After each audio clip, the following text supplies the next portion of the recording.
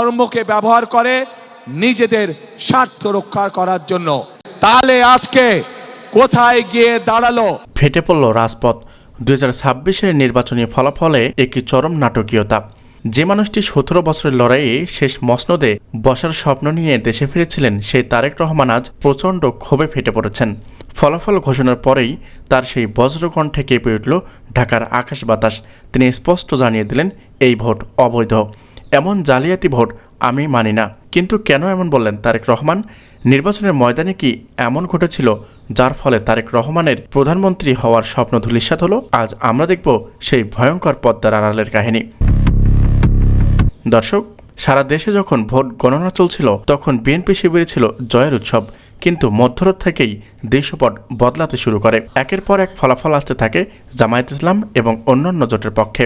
নিজেদের নিরাপদ আসনগুলো যখন পরাজয়ের খবর আসতে থাকে, তখন আর নিজেকে ধরে রাখতে পারেনি তারেক রহমান। তড়িঘড়ি করে ঢাকা সংসদ সম্মেলনে তার চেহারা ছিল হারের বিষ্ণুতার আর প্রচণ্ড ক্রোধ।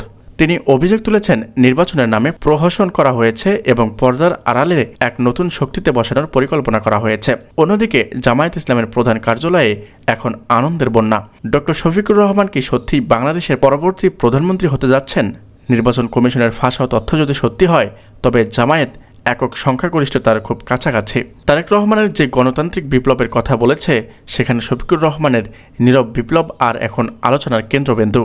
রাজনৈতিক বিশ্লেষকরা বলছেন, তারেক রহমানের এই প্রত্যাখ্যান কি তবে গৃহযুদ্ধের সংকেত দিচ্ছে, নাকি আবারও রাজপথে আন্দোলনের ডাক দেবে?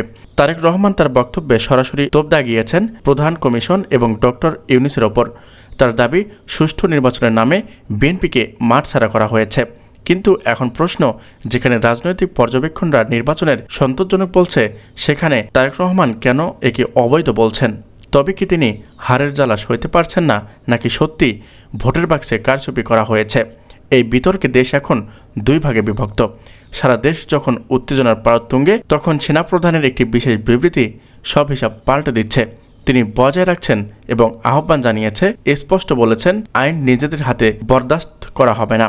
এদিকে জাইমা রহমানও তার পিতার পাশে দাঁড়িয়ে একই সুরে প্রতিবাদ করছেন। এখন দেখার বিষয়, তারেক রহমান কি তার সিদ্ধান্তে অনড় থাকেন, নাকি শেষ পর্যন্ত সরকারকে স্বীকৃতি দেন? 2026-এর এই রাতটি বাংলাদেশের রাজনীতির জন্য এক কালো রাত হয়ে থাকবেন, নাকি নতুন ভোরের? তো দর্শক, তারেক রহমানের এই অবৈধ ঘোষণার পর কি হতে যাচ্ছে বাংলাদেশের ভবিষ্যৎ? জামায়াতে আমির কি সত্যি শপথ নেবেন? আমাদের প্রতিটি মুহূর্তের লাইভ আপডেট পেতে এখনই সাবস্ক্রাইব করুন এবং বেল আইকনটি প্রেস করুন।